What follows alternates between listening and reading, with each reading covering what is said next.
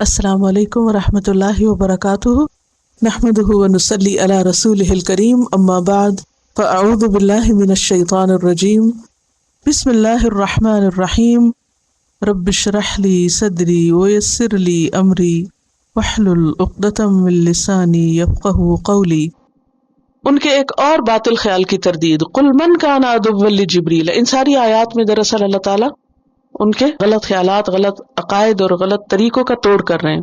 کہہ دیجئے جو بھی کوئی دشمن ہے جبریل کا، فَإِنَّهُ نَزَّلَهُ عَلَى قَلْبِكَ بِإِذْنِ اللَّهِ، اس نے یہ قرآن آپ کے دل پر اللہ کے اذن سے اتارا ہے۔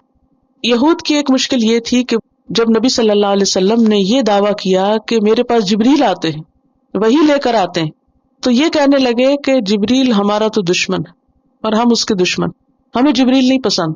کیوں؟ اس لیے کہ ان کی قوم کے پچھلے کچھ حصوں پر عذاب آیا تھا تو وہ جبریل لائے تھے۔ پھر یہ کہ نبی صلی اللہ علیہ وسلم پر جو کلام اتر رہا تھا اس میں ان کی تاریخ اور ان کی حقیقت کھول کھول کے بیان کی جا رہی تھی، جس سے ان کو شرمندگی ہوتی تھی، کہتے جبریل ایسی آیتیں لاتے، اس وجہ سے بھی ان کو دشمنی تھی۔ پھر ان کو ایک اور بہت بڑا بیر جبریل سے یہ تھا کہ جبریل امیین میں، عربوں میں کیوں وہی لے کر آئے ہیں، بنی اسرائیل میں کیوں نہیں لائے؟ کیوں ضد تھی جبریل سے کہ وہ وہی لے کر آئے ہیں کہاں؟ امیوں میں، ان کو لانی چاہیے تھی ہمارے پاس۔ تو ہم تو ایسی کوئی بات نہیں سنیں گے جو جبریل لائے، ہم نہیں قرآن سننا چاہتے کیونکہ وہ جبریل لے کر آئے۔ اللہ سبحانہ وتعالیٰ فرماتے ہیں من کان عدوا لجبریل، جو بھی کوئی جبریل کا دشمن ہے فإنہ نزلہ علی قلبک بإذن اللہ، اس میں جبریل کا کوئی قصور نہیں کیونکہ اس نے تو اللہ کے حکم سے وحی اتاری ہے محمد صلی اللہ علیہ وسلم کے دل پر۔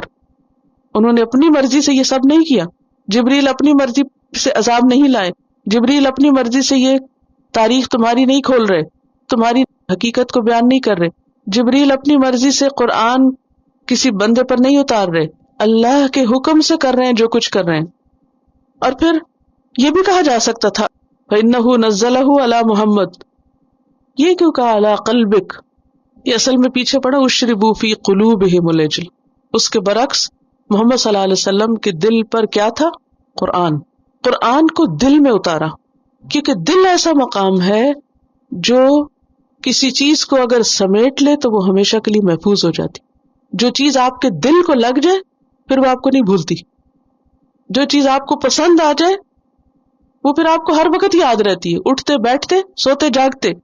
اسی طرح اگر قرآن ہمارے بھی دل کو لگ جائے، اگر ہمارے بھی دل پہ اتر جائے تو کیا ہوگا؟ تو پھر اس کو پڑھنا، اسے یاد کرنا، اس کا ٹیسٹ دینا، اس کے اسائنمنٹ کچھ بھی مشکل نہیں لگے گا۔ اصل میں دل جو ہے نا وہ معارف کا خزانہ ہے، عقل اور فہم کا۔ قرآن پاک میں دل کا کام بتایا گیا، لہم قلوب لا یفقہون بہا، اور ایک اور جگہ پر آتا ہے فتکون لہم قلوب یعقلون بہا۔ تو قرآن کے الفاظ میں دل عقل کنٹین کرتا ہے، یعنی دل اور دماغ کا ایک تعلق ہے، پہلی چیز دل پہ آتی پھر دماغ میں جاتی۔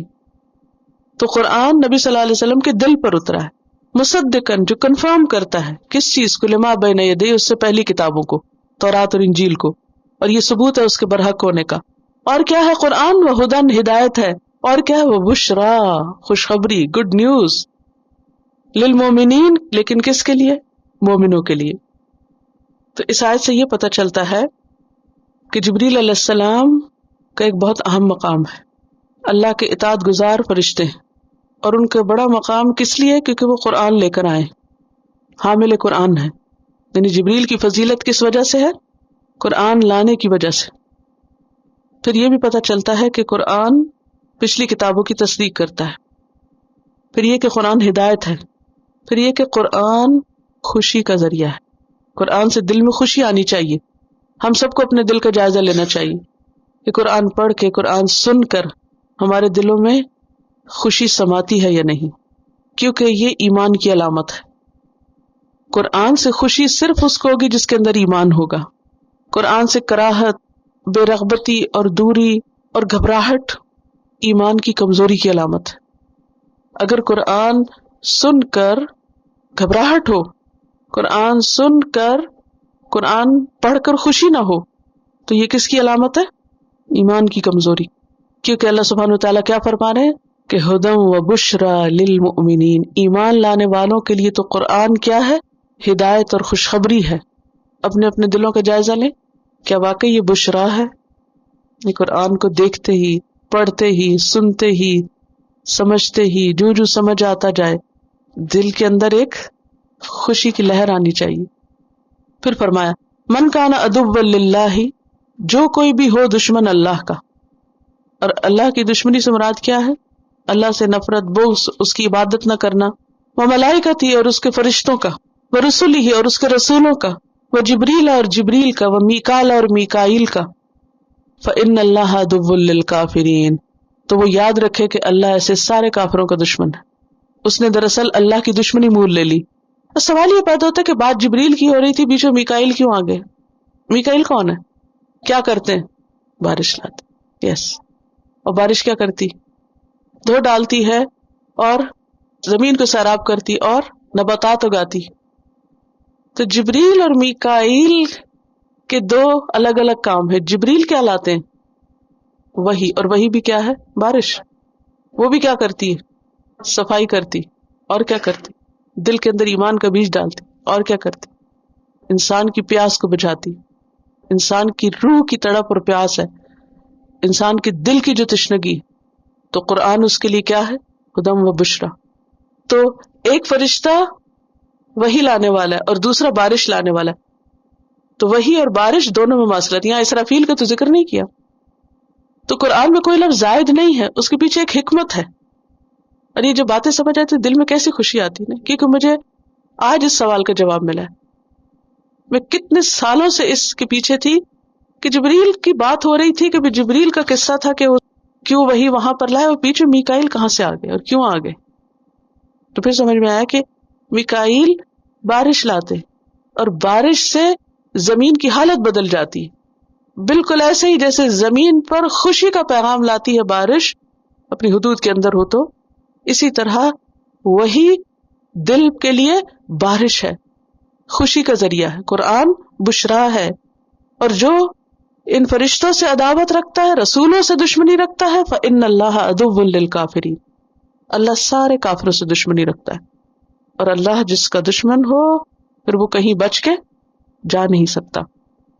اور پھر یہ ہے کہ یہ معزز اور مقرب فرشتے اللہ کے محبوب ہیں، اللہ کے محبوب کے ساتھ دشمنی نہیں رکھنی چاہیے، کیونکہ حدیث میں آتا ہے من عاد لی ولیا فقد آذنتہ بالحرب، جو میرے کسی ولی سے، میرے دوست سے دشمنی رکھے گا میں اسے جنگ کی دعوت دیتا ہوں۔ بخاری کی حدیث ہے یہ۔ تو اولیاء اللہ کی محبت اللہ کی محبت کے حاصل کرنے کا ذریعہ ہے۔ جو شخص اللہ کا محبوب ہو اس سے محبت اللہ کی محبت میں اضافے کا ذریعہ بنتی ہے، اور جو شخص اللہ کا ناپسندیدہ ہو اس کی محبت اللہ کی ناراضگی کا ذریعہ بنتی ہے۔ تو اولیاء اللہ کی محبت ضروری ہے، ان کی عزت اور احترام ضروری ہے، اور ان سے دشمنی اللہ کی دشمنی کو مول لینا ہے۔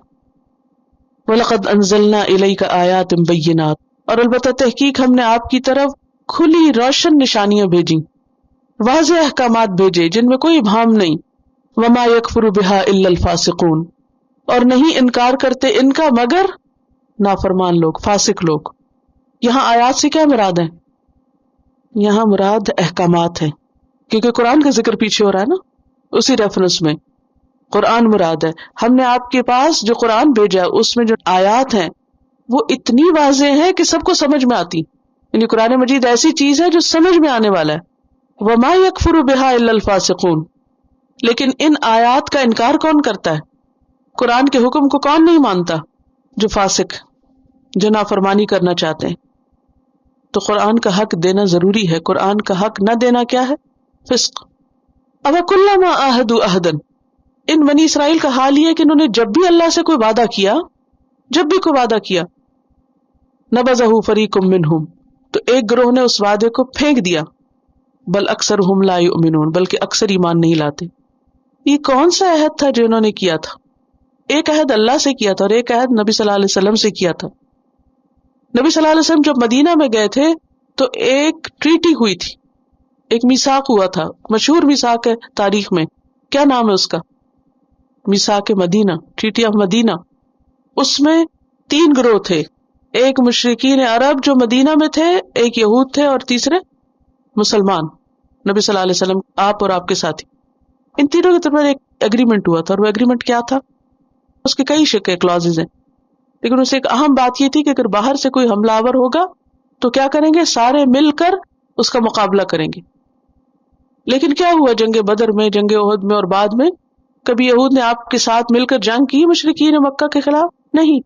تو اس کی طرف اشارہ ہے کہ جب بھی انہوں نے کوئی عہد کیا، نبذہ فریق منہم، ان کے ایک گروہ نے اس عہد کو پھینک دیا۔ اللہ سے کیا عہد تھا؟ وہ پیچھے جو گزر چکا، اور پھر ان کے پیغمبروں کی زمانے کے آنے والے نبی کو مانیں گے، ایمان لانے کا وعدہ تھا۔ فرمایا کہ بجائے اس کے کہ یہ عہد کی پابندی کرتے، ان کے ایک گروہ نے جو ان کے سردار تھے، لیڈر سے، انہوں نے عہد کی پابندی نہیں کی۔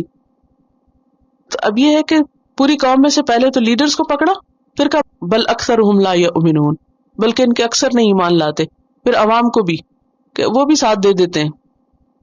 تو اس آیت سے ایک بات یہ پتہ چلتی ہے کہ عہد خواہ اللہ سے ہو یا بندوں سے ہو، اس کو پورا کرنا ضروری ہوتا ہے، کمٹمنٹ ضروری ہوتی ہے، کیونکہ آخر میں کہا نا اکثریت ایمان نہیں لاتی۔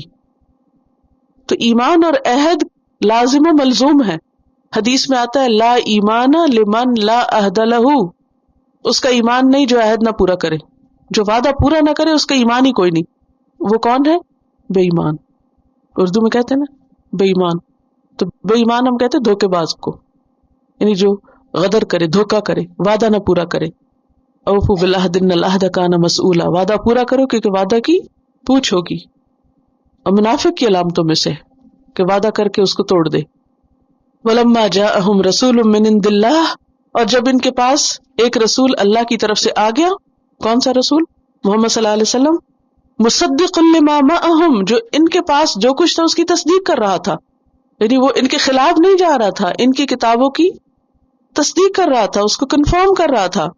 نبذ فریق من الذین اوتوا الکتاب، تو پھینک دیا ایک گروہ نے ان لوگوں میں سے جنہیں کتاب دی گئی، یعنی اہل کتاب کے گروہ نے کیا کیا؟ پھینک دیا۔ کس کو پھینک دیا؟ کتاب اللہ، اللہ کی کتاب کو، اللہ کی کتاب کو پھینک دیا۔ مراد ہے یہاں قرآن، قرآن کو قبول نہیں کیا جو رسول لے کر آئے۔ وراء ظہورہم، اپنی پیٹھ پیچھے، کأنہم لا یعلمون، گویا کہ اس کو جانتے بھی نہ ہو، انہوں نے اس کو ٹوٹلی اگنور کر دیا۔ اہل کتاب کا حال یہ ہے کہ جب ان کے پاس رسول آ گیا، کتاب آ گئی، تو انہوں نے رسول کو ماننے کی بجائے، کتاب کو لینے کی بجائے کیا کیا؟ پیٹ پیچھے پھینک۔ اب یہ پیٹ پیچھے پھینکنا کوئی حصی معنوں میں نہیں کہ انہوں نے نعوذ باللہ قرآن اٹھا کے تو پیچھے پھینکا تھا، یہ نہیں مطلب۔ کیا مانا؟ اس پر ایمان نہیں لائے، اس کی تعلیمات کو نہیں مانا، توجہ نہیں دی۔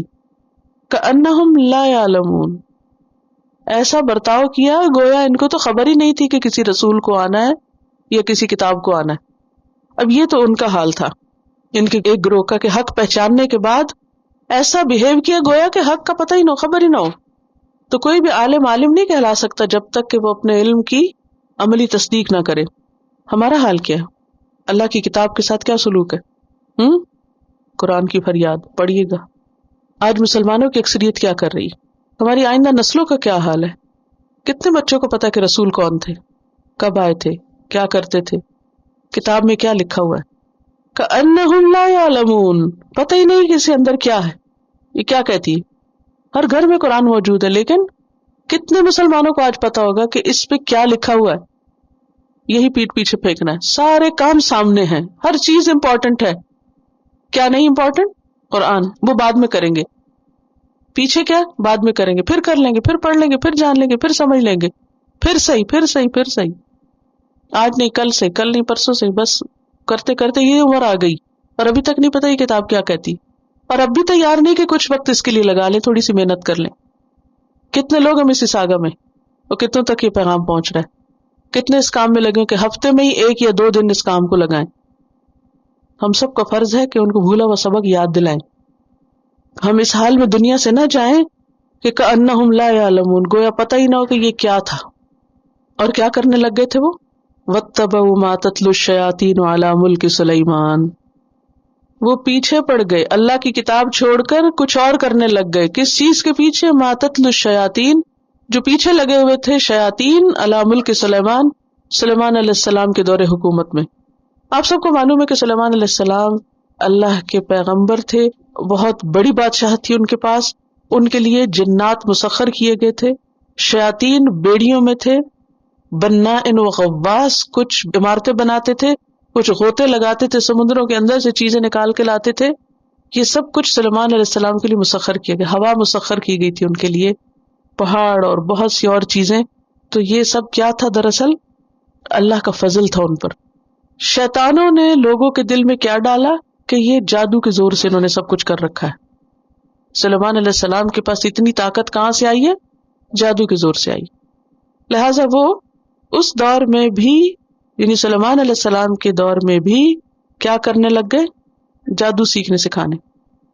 اور یہ جو جادو سیکھنے سکھانے کی شعبدہ بازیاں ایسی ہوتی ہیں کہ جس میں ہر ایک کو انٹرسٹ ہوتا ہے کسی نہ کسی حد تک. کل جا سم وہ فلاں چیز مل جائے تو یہ حاصل ہو جائے، اللہ دین کا چراغ مل جائے، اور معلوم نہیں کیا. ہر دور میں اس طرح کی خرافات رہی ہیں. اور جب انسان کسی کو دیکھتے کہ اس کے پاس یہ ہے تو ہمیشہ یہ سوچتا ہے اچھا کوئی جن میں پکڑ لوں اور مسخر کر لوں، جن کے بلبوتے پر پتہ نہیں میں کہاں اڑ کے پہنچ جاؤں اور کیا کیا حاصل کر لوں. بہت سے لوگ اس طرح کے کام کرتے رہتے ہیں.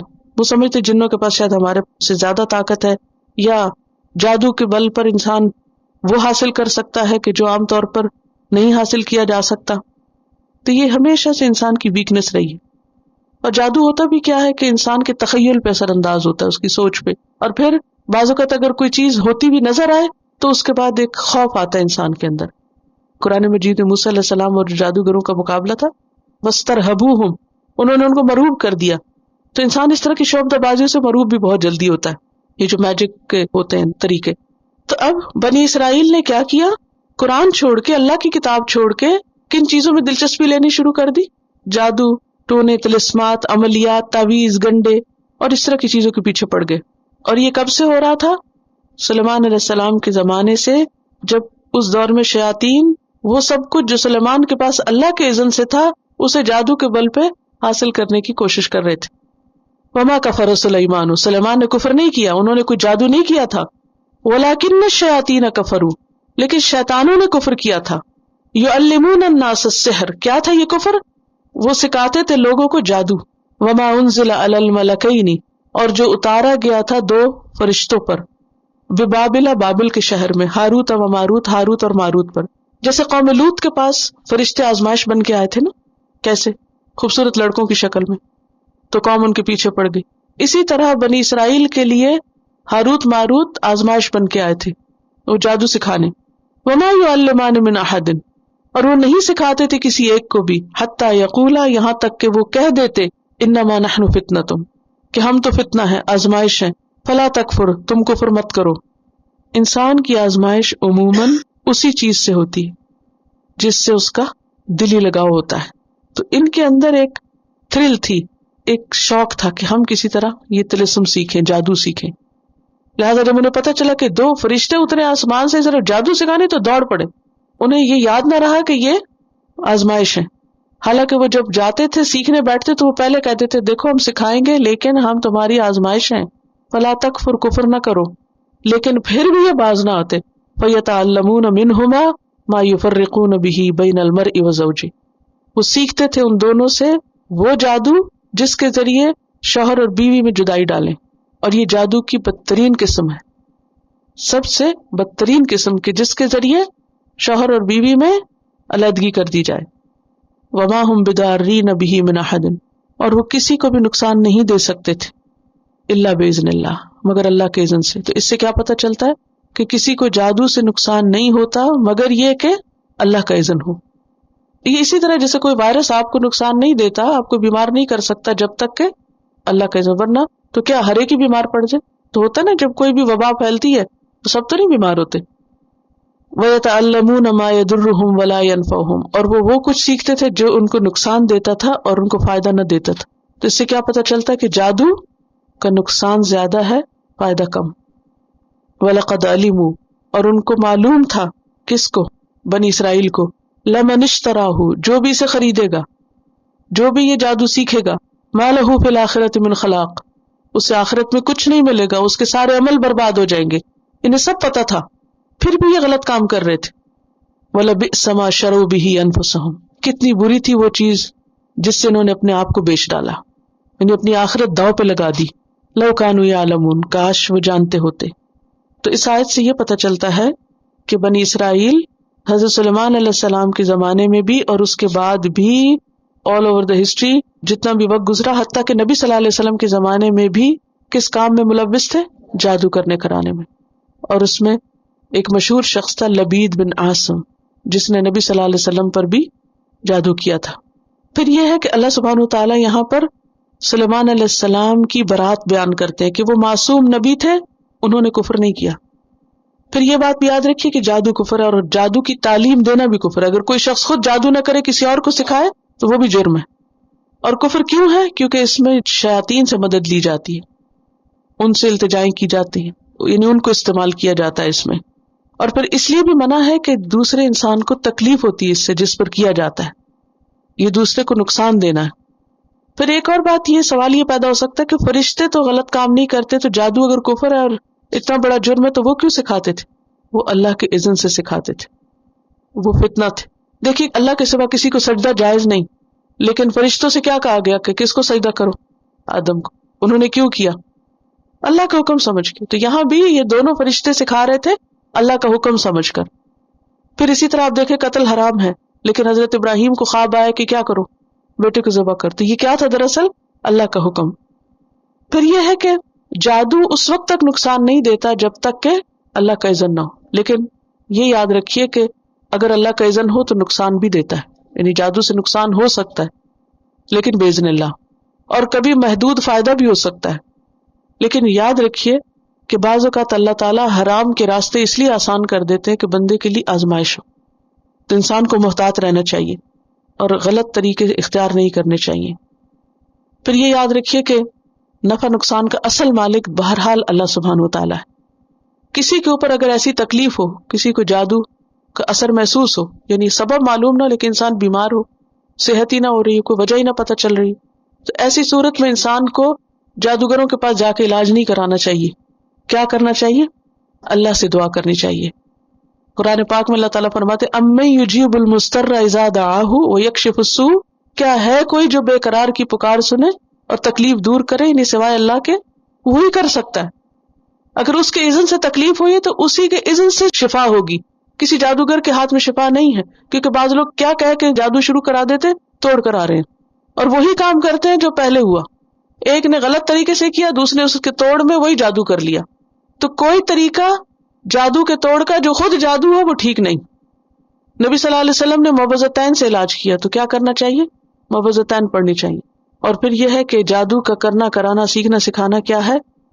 آخرت برباد کرنا، آخرت میں انسان کا کوئی حصہ نہ ہوگا۔ اور پھر یہ بھی کہ بدترین جادو شوہر بیوی میں جدائی ڈالنا ہے۔ لہذا جادو کے علاوہ بھی اگر کوئی ہسبینڈ وائف کو آپس میں لڑا رہا ہے یا ان کے گھر میں انٹرفیئرنس کر رہا ہے یا تفریق ڈال رہا ہے تو یہ بھی بدترین جرم ہے۔ وَلَوْ أَنَّهُمْ آمَنُوا وَاتَّقَوْا، اور اگر وہ ایمان لاتے اور تقوی اختیار کرتے، کون؟ یہ بنی اسرائیل جو جادو کرنے لگ گئے، لَمَثُوبَةٌ مِّنْ عِندِ اللَّهِ، البتہ اللہ کے ہاں سے جو ثواب پاتے، خیرٌ، وہ بہتر تھا، لَوْ كَانُوا يَعْلَمُونَ، کاش وہ جانتے ہوتے۔ تو اصل بات کیا ہے کہ انسان کو ایسے بدترین راستے چھوڑ کر کس طرف توجہ دینی چاہیے؟ اپنی اصلاح کی طرف، ایمان اور تقوی کے ذریعے۔ دوسری بات یہ ہے کہ اللہ کے ہاں جو اجر اور ثواب ہے وہ دنیا کی ہر چیز سے بہتر ہے، لیکن یہ بات بہت سے لوگوں کی سمجھ میں نہیں آتی، انہیں معلوم نہیں ہوتا۔ بل تؤثرون الحیات الدنیا والآخرۃ خیر وابقی، تم دنیا کی زندگی کو ترجیح دیتے ہو حالانکہ آخرت بہتر بھی ہے اور پائیدار بھی ہے۔ وللآخرۃ خیر لک من الاولی، آخرت دنیا سے بہتر ہے۔ وما عند اللہ خیر وابقی، سورۃ شورى میں آتا ہے جو اللہ کے پاس ہے وہ بہتر بھی ہے اور باقی رہنے والا بھی ہے۔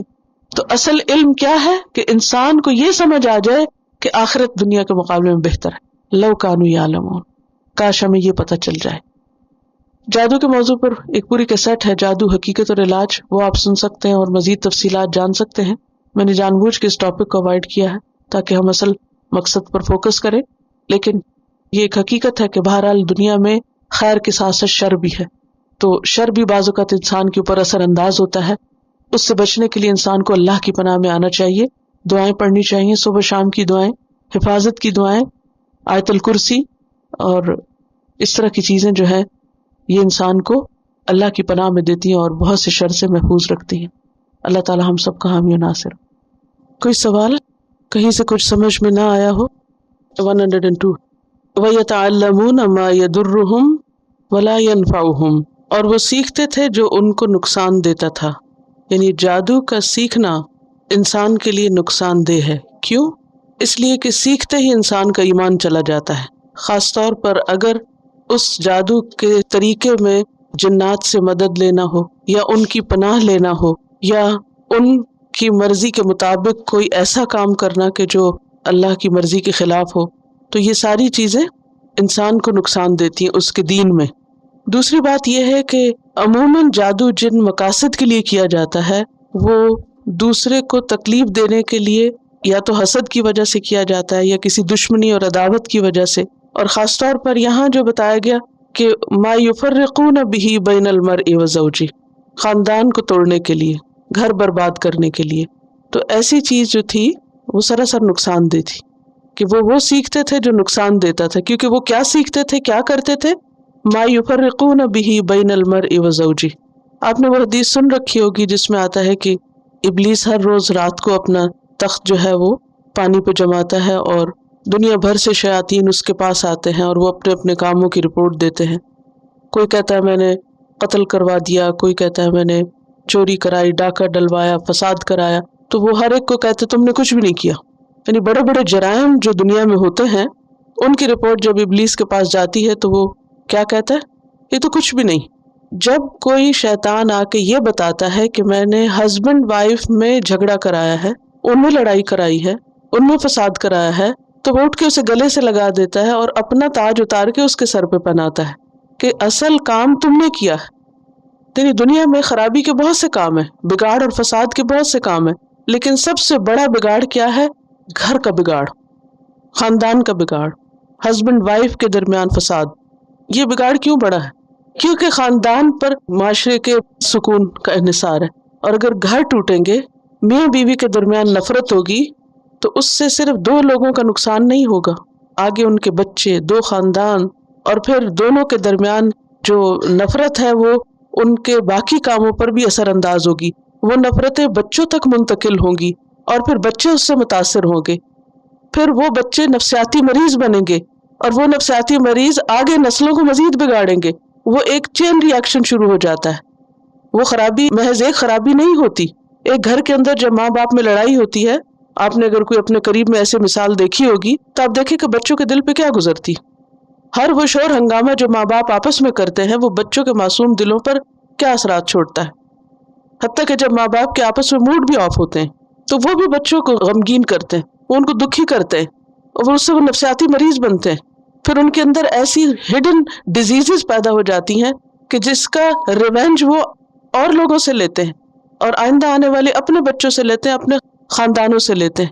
جو خود خوشی نہیں دیکھتے وہ کسی کو خوش بھی نہیں دیکھ سکتے۔ تو یہ خرابی ایسی خرابی ہے کہ جو بے شمار خرابیوں کو جنم دیتی ہے۔ تو اس لیے جادو ویسے بھی منع ہے، کفر کہا گیا یہاں، اور اگر کفریہ کام نہ بھی ہو تو بھی حرام اس لیے ہے کہ وہ دوسرے کے لیے نقصان دہ ہے، اور خاص طور پر اگر اس مقصد کے لیے کیا جائے۔ اور یہاں ایک اور بات یہ بھی پتہ چلتی ہے کہ بعض لوگ جادو تو نہیں کرتے میاں بیوی کو لڑانے کے لیے، لیکن اور باتیں بہت سی کرتے ہیں۔ بیوی کو شوہر کے خلاف، شوہر کو بیوی کے خلاف کچھ نہ کچھ باتیں کیے رکھے۔ مثلاً ہسبینڈ کو کیا کہا، دیکھو تمہاری بیوی میں عقل نہیں، دیکھو اسے کھانا نہیں پکانا آتا، دیکھو اس نے گھر کی حالت کیا بنا رکھی، دیکھو بچوں کے ساتھ کیا سلوک کرتی ہے۔ اب جب شوہر اپنی بیوی کے خلاف یہ باتیں سنتا ہے تو نتیجہ کیا ہوتا ہے؟ اسے بیوی کے ہر کام میں کیڑے نظر آتے ہیں۔ وہ کوئی چیز بکھری ہوئی کہ دیکھا نا اس کو سلیقہ نہیں، اس لیے بکھری ہوئی ہے۔ اگر بچے کو نہلایا نہیں یا کچھ اور کام نہیں ہو سکا، اگر ویسے اس کا دھیان نہیں جانا تو جو دوسرے کان بھرتے رہتے ہیں اس کی وجہ سے کیا ہوتا ہے؟ ویسے عام طور پہ مردوں کی عادت نہیں ہوتی ہر چیز میں انٹرفیئر کرنا اور ہر چیز میں اتنی ڈیٹیل میں دیکھنا اور جانا، لیکن جب کوئی توجہ دلا دیتا ہے تو پھر کیا کرتے ہیں وہ ان کو وہ ہر چیز نظر آنے لگتی ہے۔ پھر نتیجہ کیا ہوتا ہے؟ وہ بیوی پہ برستے ہیں، اس سے ناراض ہوتے ہیں۔ اب کیا ہے، بیوی اپنی فرسٹریشن کس پہ نکالتی؟ بلا وجہ معصوم۔ اب وہ ظلم کا شکار ہے، ظلم کر رہی ہے، وہ بھی غلط کر رہی ہے۔ تو اب اس سے کیا ہے کہ پورا ایک گھرانہ برباد ہوا۔ تو پھر بڑے مقاصد زندگی سے نکل جاتے ہیں۔ بڑے مقاصد کون سے؟ کہ انسان اپنی ذات سے باہر نکلے، اپنے گھر سے باہر نکلے औरों की भलाई सोचे, दूसरों की खैर करे। जिसका अपना घर ही बिगड़ा हुआ हो, किसी और की इस्लाह क्या करेगा? जिसे खुद अपनी जिंदगी में सुकून नहीं मिला या उसने कोशिश नहीं की, वो किसी को सुकून कैसे दे सकेगा? तो नतीजा क्या होता है कि पूरी उम्मत मुस्लिमा के अंदर इंतशार और बिगाड़ कहाँ से होता है? घर की इकाई से होता है, और घर की इकाई में हस्बैंड वाइफ के बाहम झगड़ों से होता है। लिहाजा कोई भी शख्स जो जाने बूझे या अनजाने में ऐसा काम करे कि मियाँ बीवी के दरमियान नफरत पैदा हो, वो एक तरह से शैतानी काम करता है, इबलीसी काम करता है, जिससे परहेज करना चाहिए। यनफाउम यानी उनको नफा नहीं देता, यानी इट्स नॉट प्रॉफिटेबल। अगर दुनिया में कुछ थोड़ा बहुत किसी की मर्जी पूरी हो भी गई तो वो वक्ती तौर पर, यानी कि जादू के जरिए अगर किसी ने कुछ अपना मंसूबा कारआमद, अव्वल तो ये है कि जादू ऐसी चीज नहीं है कि जो किसी को कुल्ली इख्तियार देता हो कि जिसकी वजह से कोई दूसरे के ऊपर पूरे का पूरा कंट्रोल कर ले। वक्ती तौर पर, जुज़वी तौर पर कुछ ना कुछ असरात हो जाते हैं। तो अगर कोई शख्स दो लोगों की बाहम मोहब्बत या दोस्ती या ताल्लुक या कोई ऐसी चीज देखने, हस्बैंड वाइफ खुश है तो उनको अच्छा नहीं लगता, और वो जाता है कहीं कि जी इनको लड़ा दो किसी तरह। या ये है कि अगर एक कपल है और उनकी अच्छी भली जिंदगी गुजर रही, अब उस कपल में से एक किसी और के साथ उसका ताल्लुक हो गया। यानी बनी इसराइल के ज़वाल की हद ये थी कि उनके यहाँ ये बड़ी कामयाबी समझी जाती थी कि एक शख्स ने किसी की बीवी को उसके मियाँ से काट के अपने साथ लगा लिया, यानी उसका घर तोड़ा के खुद शादी कर ली। इसको बड़ा कारनामा समझा जाता है। ये किसी भी कौम के अखलाकी ज़वाल की इंतहा है। तो अगर किसी ने ऐसा कर ही लिया, वक्ती तौर पर किसी की बीवी को उसके घर से निकाल कर अपनी बीवी बना ही लिया, तो क्या है? वलक़द अलिमू लमन इश्तराहु मा लहू फिल आखिरति मिन खलाक। तो ऐसे फितना फसाद से आखिरत में कुछ भी नहीं मिलेगा इंसान को। अगर आपके पास दीन का इल्म नहीं है या आप खुद नहीं बात समझते, तो आप किसी से डिस्कस कर सकते हैं अपनी कैफियत या अपनी हालत जो है। और सही आलम दीन वो है कि जो आपको सिर्फ कुरान और सुन्नत से इलाज बताए, इसके बाहर न जाए। वो ये ना कहे अच्छा तुम ले आओ एक बकरा और फिर उसकी खाल उतारो और उसके बाल उतारो और उससे फलां और फलां का, ये सब खराफात है। सिर्फ वो तरीका दुरुस्त है, इस्लामी तरीका है जो नबी सल्लल्लाहु अलैहि वसल्लम ने इख्तियार किया, और वो क्या था? मुअव्वज़तैन पढ़ी थी। तो मुअव्वज़तैन अल्लाह का कलाम है, और ये बहुत ताकतवर कलाम है, कोई मामूली चीज नहीं। ये कलाम जादूगरों के कलाम से बड़ा है। फिर इसके अलावा सूरत अल बकरा के बारे में आता है कि जिस घर में सूरत अल बकरा पढ़ी जाती है वहां से शैतान भाग जाता है। तो ये भी कहा जाता है कि सूरत अल बकरा पर बातिल परस्त गालिब नहीं आ सकते, यानी अगर कोई सूरत अल बकरा पढ़ता रहता है तो उसके ऊपर ऐसी चीजें असरअंदाज नहीं होती। आयतुल कुर्सी के बारे में आता है, ये जो किताब है ना इय्याका नस्तईन, इसमें भी ऐसी मसनून दुआएं लिखी हुई हैं कि जो इस तरह के शर वगैरह से इंसान को महफूज रखती। सुबह और शाम 3 दफा बिस्मिल्लाहिल्लज़ी ला यदुर्रु वाली दुआ पढ़ना, यह भी इंसान को हर तरह के नुकसान और तकलीफ से महफूज रखता है। औज़ु बिकलिमातिल्लाहि त्ताम्माति मिन शर्रि मा खलक पढ़ना, मुअव्वज़तैन पढ़ना, आयतुल कुर्सी पढ़ना जिन्नों से महफूज रखता है। सुबह और शाम सही हदीस से पता चलता है। तो सिर्फ वो इलाज इख्तियार करना चाहिए जो कुरान और सुन्नत से साबित है। इसके बाहर किसी और चीज में जाकर अपना ईमान खराब नहीं करना चाहिए।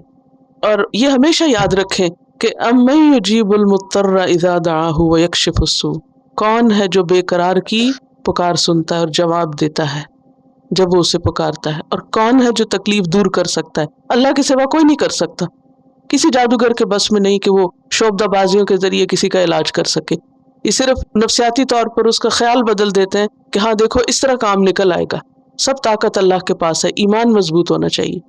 इंसान की फीलिंग्स और कैफियत तो एक हो सकती हैं, लेकिन सबब फर्क हो सकता है। यानी नज़र जो है वो भी इंसान को तकलीफ देती है, और जादू के जो तरीके हैं वो भी तकलीफ देते हैं, लेकिन दो डिफरेंट असबाब हैं, लेकिन कैफियत इंसान की ऑलमोस्ट एक जैसी हो सकती है। और कैफियत में भी हर एक के ऊपर रिएक्शन मुख्तलिफ तरह होता है, लेकिन बहरहाल ये चीज़ें एग्जिस्ट करती। और इसमें हमेशा याद रखिए कि शर तो एग्जिस्ट करता है, नुकसानदेह चीज़ें हैं, लेकिन वो सिर्फ उस वक्त नुकसान देती हैं जब अल्लाह का इज़्न होता है, और अगर इज़्न ना हो कुछ भी नुकसान नहीं दे सकता। ये अल्लाह की हिकमत है ना, दुनिया में आजमाइश है ना हमारे लिए, ठीक है। शर किस लिए दुनिया में? आजमाइश के लिए। और एक और आयत सूरत अल बकरा में आगे आप पढ़ेंगे, वलनब्लुवन्नकुम बिशैइन मिनल खौफि वल जुइ व नक्सिम मिनल अमवालि वल अनफुसि वस्समरात, हम जरूर बस जरूर तुम्हारी आजमाइश करेंगे, इम्तिहान लेंगे जान और माल और फलों और मुख्तलिफ चीज़ों की कमी के जरिए। तो दुनिया में इंसान को चूंकि अल्लाह ने इम्तिहान के लिए पैदा किया है और उसके साथ साथ शर भी मौजूद है, लिहाजा ये सारी चीज़ें किसी न किसी तरह इंसान के ऊपर اثر انداز ہوتی ہیں، پھر دیکھا یہ جاتا ہے کہ ایسے موقع پر انسان کا ری ایکشن کیا ہے، وہ کرتا کیا ہے، جاتا کدھر ہے، تکلیف کے موقع پر اللہ کی طرف پلٹتا ہے یا کسی اور کی طرف جاتا ہے. اور وہ ہم نے سورۃ الفاتحہ میں پڑھ ہی لیا تھا، ایاک نعبد و ایاک نستعین وَلَبِئْسَ مَا شَرَوْا بِهِ أَنفُسَهُمْ. اگر آپ یہاں خریدنے کا معنی کریں تو وہ معنی ہی نہیں بنے گا، تو بیچنے کا ہی بنے گا. ٹھیک ہے، وہ کانٹیکس بتا دیتا ہے. دونوں معنی آتے ہیں، لیکن میں نے آپ سے کہا تھا کہ آپ وہ لیکچر سن لیجیے، اس میں میں نے بہت ڈیٹیل کے ساتھ یہ سارا ڈسکس کیا ہوا، کیونکہ تفسیر 3 گھنٹے کی ہوتی تھی، تو ابھی تفسیر 1 گھنٹے کی ہوتی ہے، تو اس میں وہ سب باتیں کرنا ممکن نہیں. تو چونکہ پہلے یہ باتیں ہو چکی ہیں، اس لیے استفادے کے لیے آپ کو میں پچھلے لیکچر ریفر کرتی رہتی ہوں کہ اگر کسی کو انٹرسٹ ہے، شوق ہے، اس میں ڈیٹیل سن لے. انٹرنیٹ پر بھی ہوگا، alhuda.pk.com پر بھی، اور کیسٹ یا CD بھی یہاں موجود ہوگی، تو آپ کسی بھی طرح لے کے اسے سن سکتے. اس کے آخر میں نے وہ آیات اور دعائیں بھی قاری کسی کی آواز میں ریکارڈ کرائی ہوئی ہیں کہ جو ایسے موقع پر پڑھنی یا سننی چاہیے. ایسے شر سے بچنے کے لیے نبی صلی اللہ علیہ وسلم کا ایک اور طریقہ جو میں آپ کو بتا دیتی ہوں. حضرت عائشہ رضی اللہ تعالیٰ فرماتی ہے کہ رسول اللہ صلی اللہ علیہ وسلم یہ صورتیں، یعنی معوذتین کا مطلب قل اعوذ برب الفلق اور قل اعوذ برب الناس، جو آخری 2 صورتیں، یہ صورتیں پڑھ کر اپنے دونوں ہاتھوں پر پھونک لیتے اور پھر اپنے ہاتھوں کو اپنے سر، منہ اور تمام جسم پر جہاں جہاں تک ہاتھ جاتا پھیر لیتے تھے. تو یہ اپنے اوپر خود دم کر لینا چاہیے رات کو سوتے وقت. آخری 2 صورتیں قل اعوذ برب الفلق، قل اعوذ برب الناس. آخر دعوانا ان الحمد للہ رب العالمین. سبحانک اللہم و بحمدک، نشہد ان لا الہ الا انت، نستغفرک و نتوب الیک.